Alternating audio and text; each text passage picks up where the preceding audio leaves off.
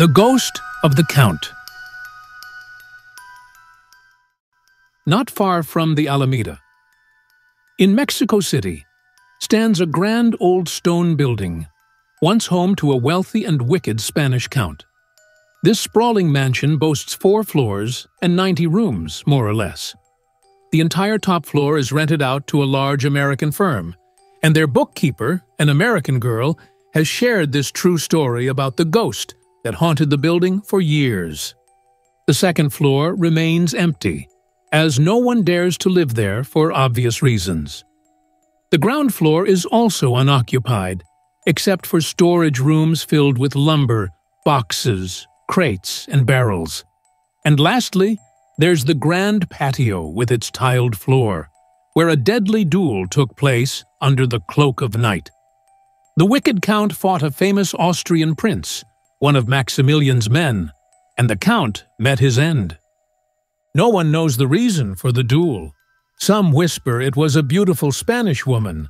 Others say it was over treasure the two had jointly acquired, and the count refused to share with his princely partner. Most people, Mexicans, simply shrug their shoulders and say, "Quién sabe? Who knows?" "I saw a ghost here last night, Miss James," announced our cashier with an air of triumph and evident pride. The shock was so intense that I gasped, and my pen fell, splattering red ink onto my fresh cuffs and, worse luck, onto the ledger page I had just finished. It was ruined, and I had to erase it. Oh, the wretched man! "I wish to goodness it had taken you off," I cried, exasperated, staring at the ruined work. "Now, just look what you've done! I wish you and your ghosts were in—" "Gehenna?" he asked sweetly. "I'll fix that. It won't take half a minute. And don't look so serious. Otherwise, I won't tell you about the espanto. You'll be sorry if you don't hear it. It would make such a good story." He winked suggestively. "Then go on with it," I said reluctantly. "Well, last night I was waiting for West. We were supposed to go out together, but he decided to have dinner and then take a nap first. You know how delicate he is. Unfortunately, he forgot all about our plans and slept right through. He says he didn't wake up until 3 o'clock, so he didn't come, thinking I wouldn't be here anymore. Meanwhile, I also went to sleep, and I might have slept until 3 too, if the ghost hadn't woken me."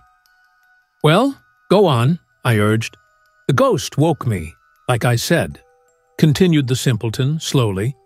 "It was running its cold fingers over my face and groaning. Really, it was quite extraordinary. At first, I didn't know what it was.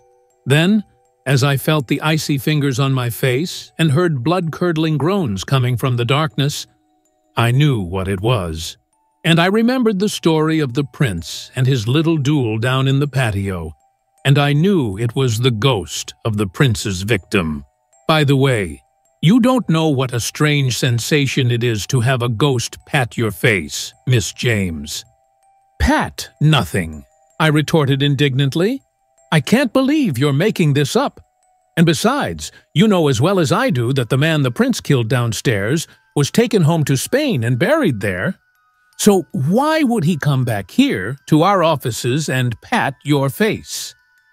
"Ah, I can't say," he replied with a supercilious drawl. "The only explanation I can think of is that the ghost has good taste.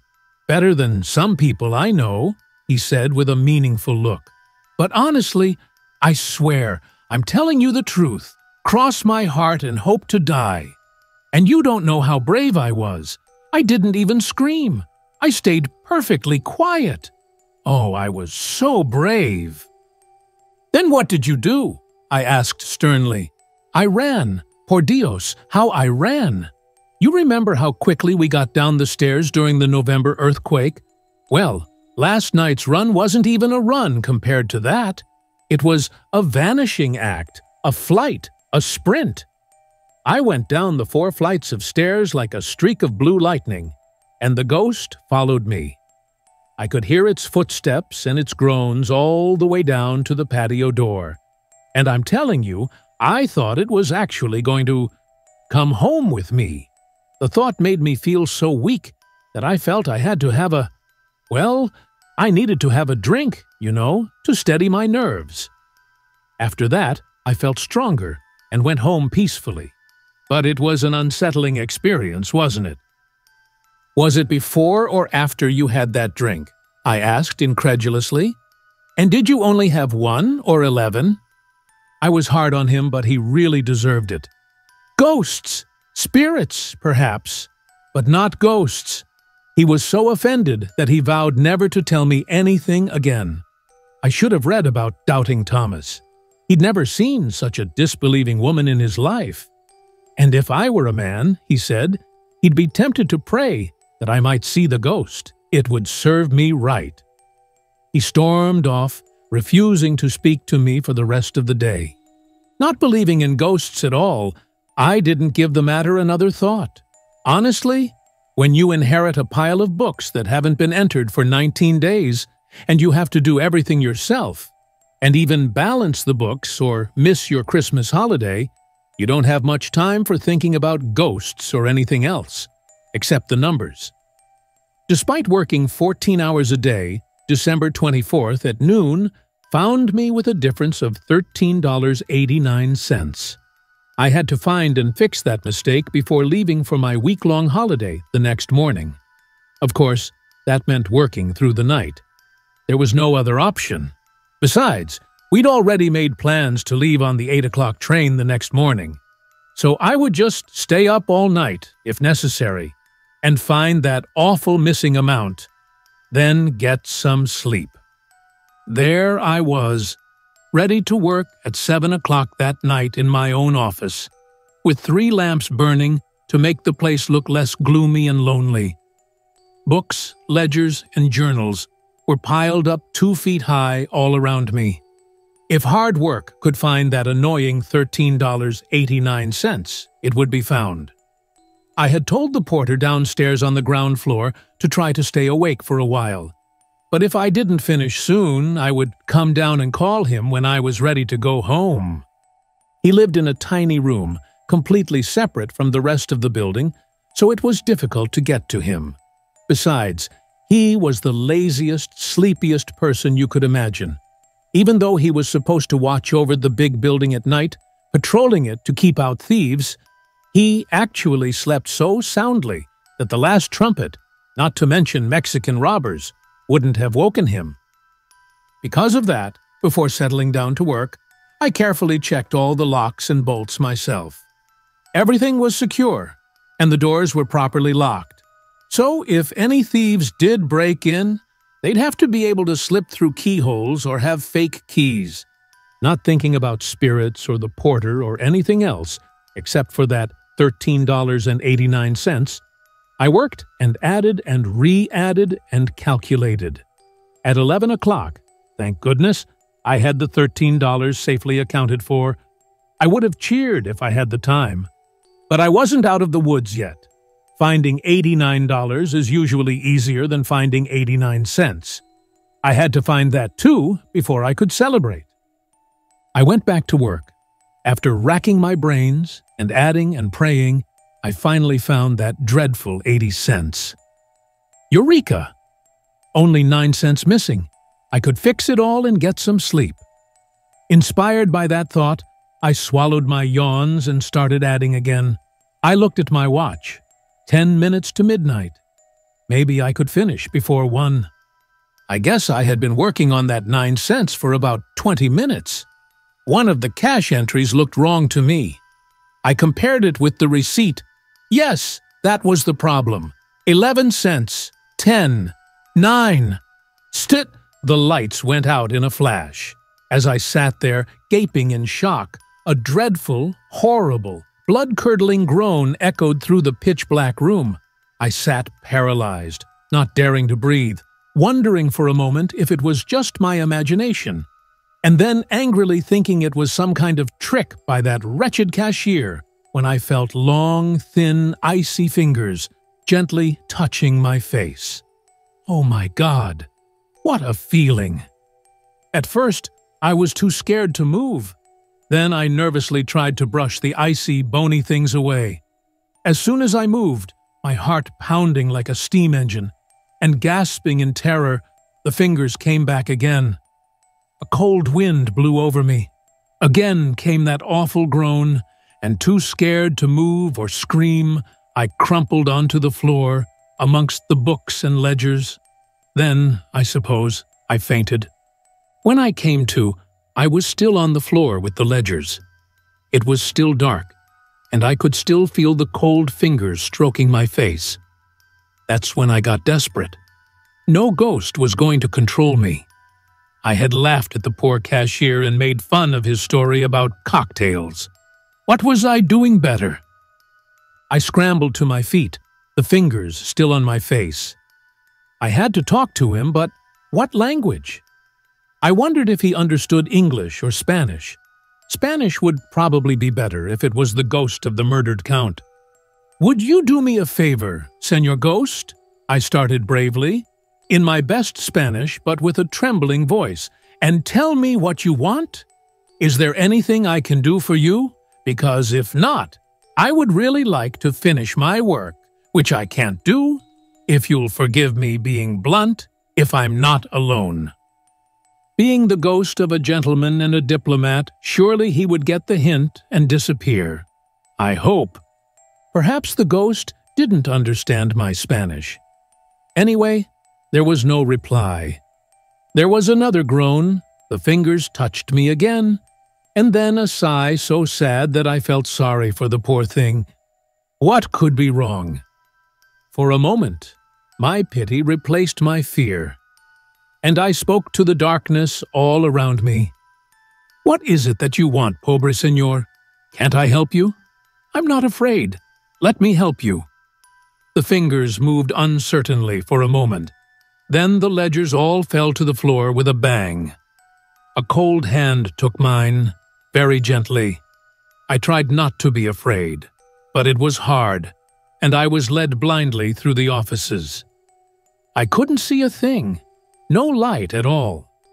I could only hear my own footsteps, and the faint sound of the invisible something leading me. Thankfully, no more groans.